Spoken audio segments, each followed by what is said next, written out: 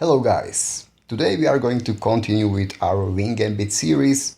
So the Wing Gambit, we start with e4 and if they go c5 we can surprise them with b4, offering a pawn. So this is the Wing Gambit, and if they accept our sacrifice we go knight to f3.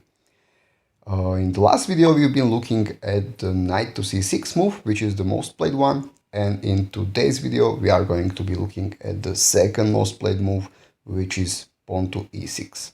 Don't worry, both of these variations lead to some really cool traps. Alright, so here we are going to continue with pawn to a3, offering yet another pawn, and after they capture this we are simply going to push pawn to d4, having a nice central pawns. And let me just tell you, if they don't accept our pawn but play the second most played move, which is knight to c6 in this position, we are actually likely to transpose right back into the lines that we were talking about in our last video, and we can push pawn to d4.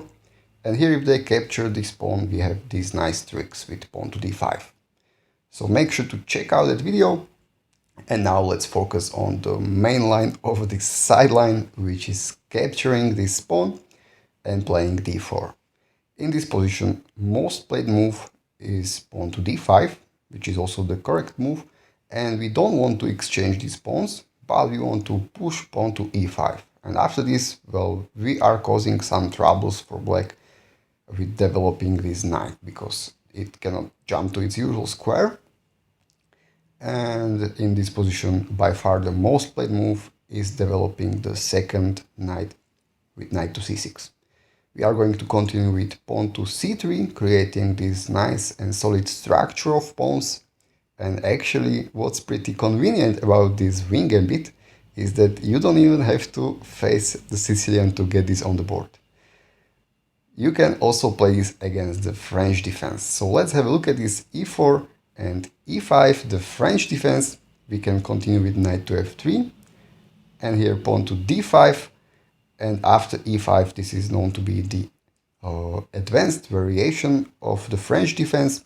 And of course the principal move here is pawn to c5, where we can surprise them with b4. And after they accept this pawn we offer the second pawn, and after they accept the second pawn we push d4. And in this position, once again, by far the most played move is knight to c6, and after pawn to c3 we end up in exactly the same position.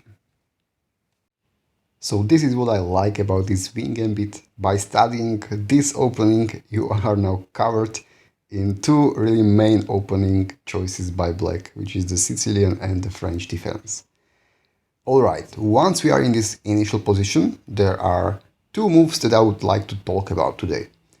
The first and the most played move is bishop to d7, and the second move is knight to e7. So let's start with bishop to d7.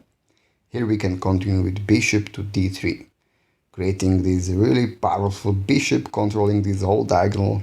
And well, in comparison with the black's bishop controlling only the home square, our bishop is stronger. Well, in this position, pawn to a6 is the most played move. And this move is designed to prevent us from jumping with any of our pieces to b5 square, which would be very nice for us, but well, not in this case. Anyways, although we have only two minor pieces out, we are actually ready and prepared to create a strong attack. And we can continue with knight to g5. And after this move, we are actually provoking black to play pawn to h6, which is the most played move. But after pawn to h6, the position is now plus 10 for white. And we can now jump scare all these sleeping pieces with knight captures on f7. In this position, the only hope for black to prolong the game for a few moves is to move this queen out of the danger and just say bye-bye to their rook for free. But of course, most people are going to accept our knight sacrifice with king captures on f7, but this walks into forced checkmate. So we will go queen to h5 check, and it doesn't matter if they block with their pawn or they move their king away. let's say they move king to e7, here comes bishop to a3 check, and now the only move is knight to b4, and this is checkmate. And if they go for this pawn block, well, we are simply going to capture this pawn. Now they are forced to move their king to e7, and basically the same thing happens. So this is how you can get a really quick and nice kill in this variation, where we basically follow the most played moves by black. But what if they don't play the pawn to a6 but something else?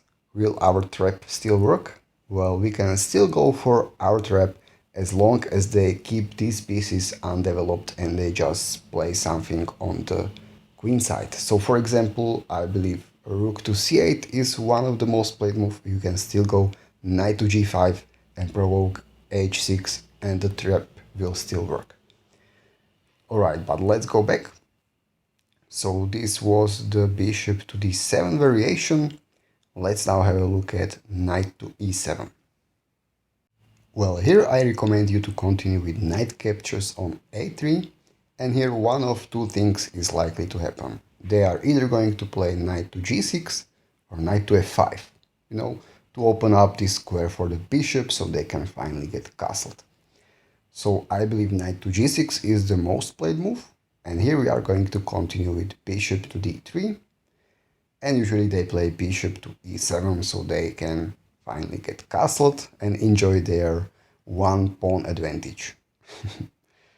Well, here we are going to surprise them with a move pawn to h4, and once again one of two things is likely to happen. Either your opponent will go for this quick math exercise and will count 1, 2, 3, protected by 1, 2, so they can capture this pawn, right? Well, knight captures is the most played move here, and then the second most played move is figuring out that this pawn is poisoned and just rather castling quickly.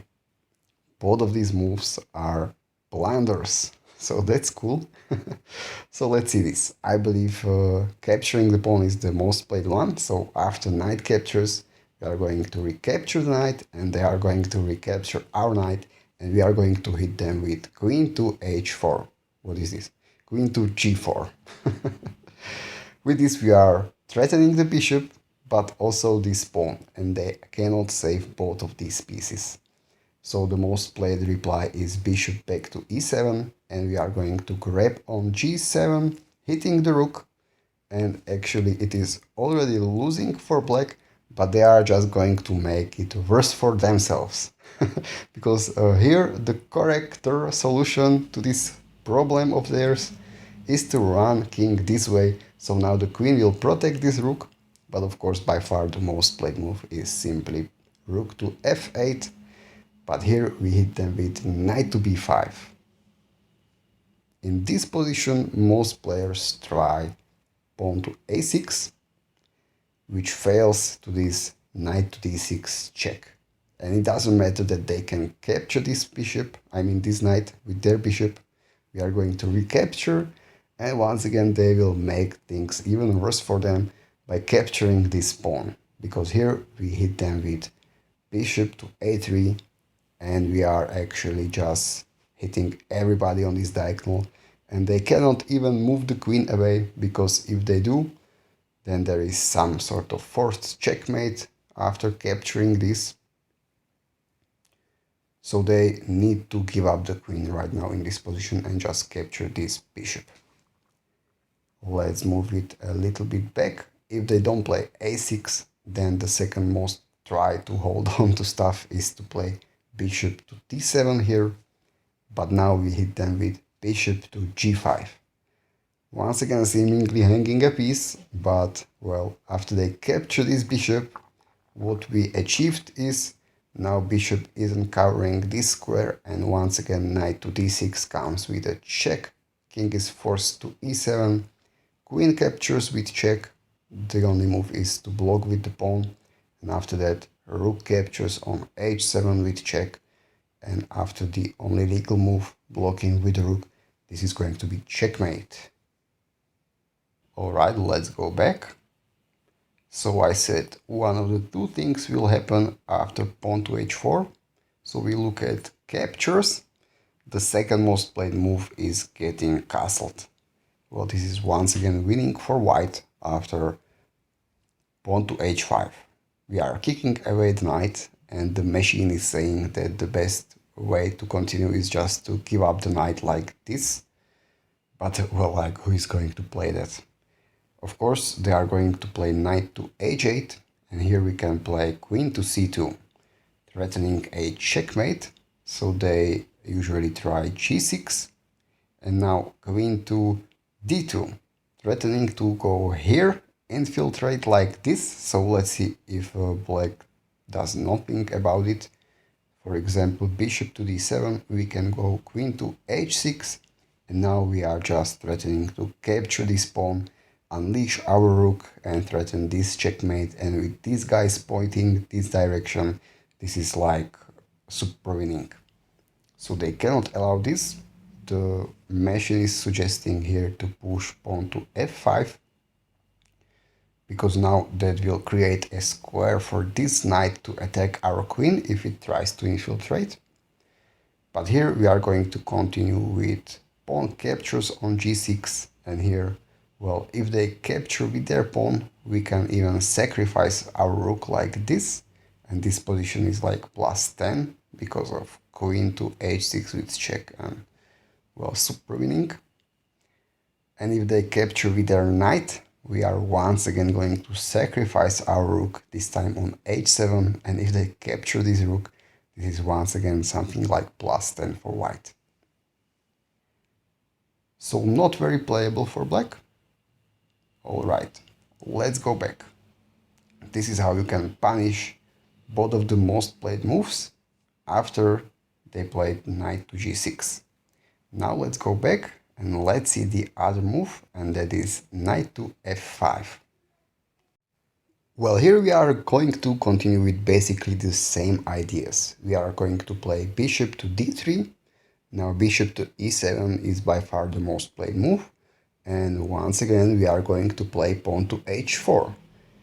And here the two most played moves are getting castled and capturing this pawn. So if they capture the pawn, this is exactly the same thing as before with queen to g4. And if they get castled, this is going to be a little bit different, but basically we are just going to harass this knight. Now once again they have an option to capture this pawn, which is the most played move. But if they capture, here we recapture, and after they recapture, we surprise them with pawn to g5. And we are just trapping the dark square bishop.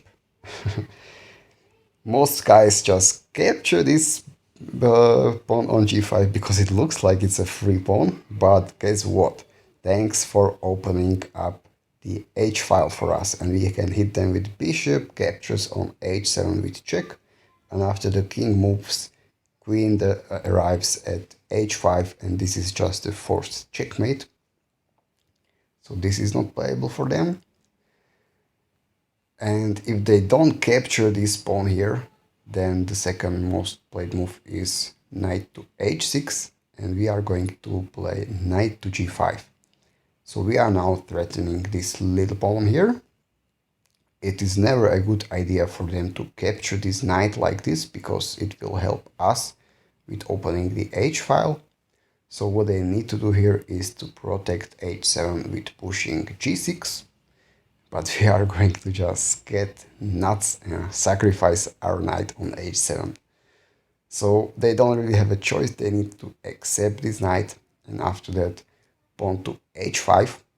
They cannot capture this because they are pinned, and well, we are simply once again threatening to just open the h file. So the machine here is suggesting king to g7 to get out of the h file. We can continue with capturing on g6. Here they have to play bishop to g5, and we can continue with a rook to h5. So what they need to do is to exchange these bishops, and here we are hitting this knight. So they need to protect it with their rook, and we can go queen to f4, threatening this somehow. But you know what?